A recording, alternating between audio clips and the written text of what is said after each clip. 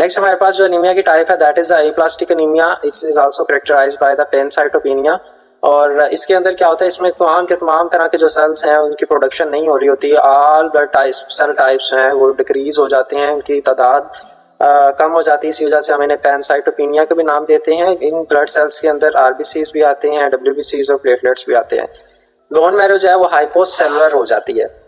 इसकी अगर इटियोलॉजी को देखा जाए तो that is the congenital due to the chromosomal alterations, और एक्वायर्ड के अंदर जो है that is due to the exposure of ionising radiations, chemical agents और viral and bacterial infections.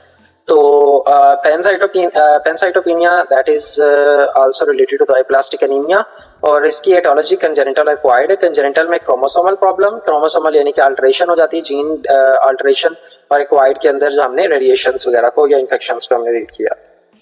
Aplastic anaemia की अदर एटियोलॉजी में low incidence affecting 4 of every 1 million persons, manageable है with erythropoietin और ब्लड ट्रांसफ्यूजन के जरिए से, यानी कि हम इसको मैनेज कर सकते हैं, इसको कवर कर सकते हैं। Can be critical condition, haemorrhage और सेप्सिस। क्लिनिकल मैनिफेस्टेशंस देखा जाए तो ये ग्रेजुअली डेवलप करती है, और जो सिम्टम्स हैं that is caused by suppression of bone marrow elements. General जो मैनिफेस्टेशंस हैं इन विच फटीग, डिस्पनिया और पेल स्किन है, फ्रीक्वेंट और प्रोलॉन्ग्ड इन्फेक्शंस। इसके अलावा अनएक्सप्लेन्ड या इससे ब्रूजिंग है, nose bleeding, bleeding gums, prolong bleeding from cuts और dizziness headache, that is the manifestation. Aplastic anaemia की ट्रीटमेंट के अंदर दैट इज आइडेंटिफाइंग कोज, पहले देखा जाता है कि वजह क्या है, फिर उसके मुताबिक जो है वो ट्रीट किया जाता है। ब्लड ट्रांसफ्यूज किया जाता है, एंटीबायोटिक्स वगैरह दी जाती हैं, और इम्यूनोसप्रेसेंट्स हैं, न्यूरल और सेंड इम्यून, कॉर्टिकोस्टेरॉइड्स, मेड्रोल और सोल्यूमोइड्रोल हैं। बोन मैरो स्टिमुलेंट्स भी होते हैं, फिल्ग्रास्टिम है, और इसके अलावा इपोइटिन अल्फा है। इसके अलावा एंटीबायोटिक्स और स्टिमुलेंट्स के अलावा जो है वो बोन मैरो ट्रांसप्लांटेशन के थ्रू भी इसको ट्रीट किया जाता है।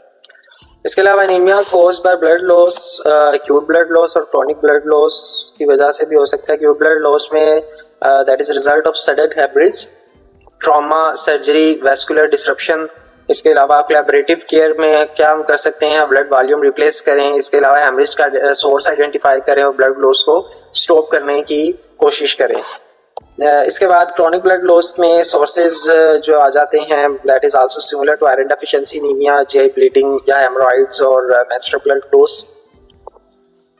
इसी तरह डायग्नोस्टिक स्टडीज में भी आइडेंटिफाइंग सोर्स देखेंगे और ब्लीडिंग को स्टॉप करवाएंगे, और केयर में सप्लीमेंटल आयरन एडमिनिस्ट्रेशन दें। Anemia that is caused by increased erythrocyte destruction, in which hemolytic anemia, sickle cell disease, acquired hemolytic anemia, hemochromatosis or polycythemia. Hemolytic anemia, as we already know, that is the destruction or hemolysis of RBCs at a rate that exceeds production. और इसके अलावा third major cause है anaemia की intrinsic haemolytic anaemia. देखा जाए normal haemoglobin जो है वो बनती है, इसके अलावा एंजाइम डेफिशिएंसीज हो जाती है, G6PD डेफिशिएंसी हो जाती है, आरबीसीज मेम्ब्रेन एब्नॉर्मलिटीज हो जाती है। और एक्सट्रिंसिक हेमोलाइटिक एनीमिया में देखा जाए तो नॉर्मल आरबीसीज होते हैं that is damage by external factor, liver, spleen, toxins and mechanical injuries की वजह से। तो that is the haemolytic anaemia जिसमें आरबीसीज की डिस्ट्रक्शन हो रही है। ये हमने इंट्रिंसिक और एक्सट्रिंसिक फैक्टर्स भी हेमोलाइटिक एनीमिया पढ़ी। इंट्रिंसिक के अंदर जो है वो एंजाइम्स की डेफिशिएंसीज या आरबीसीज की मेम्ब्रेन वगैरह ना ठीक तरीके से बनना या नॉर्मल हीमोग्लोबिन बनना, और एक्सट्रिंसिक के अंदर जो है वो डैमेजिंग होना, different parts, different body parts की और ऑर्गन्स की जो है वो डैमेजिंग है। Sequence of events in haemolysis में देखें तो एक माइक्रोफेज दिखाया गया जो कि आरबीसीज को इंगल्फ करता है। ये इसमें से हीमोग्लोबिन रिलीज होती है। Haemoglobin that consist of the iron, globin and porphyrin, where it converts into the बिलीवर्डन।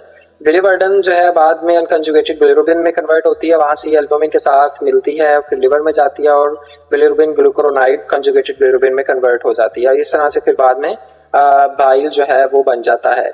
और that is the sequence of the haemolysis, यानी कि ब्लड की जो एक सीक्वेंस फॉर्म के अंदर जो हेमोलिसिस या ब्रेकडाउन होती है वो इस तरीके से हो रही होती है जिसपे एट द एंड प्रोडक्ट जो है वो बाइल होता है या bile production at the end पे हमें रिसीव होती है।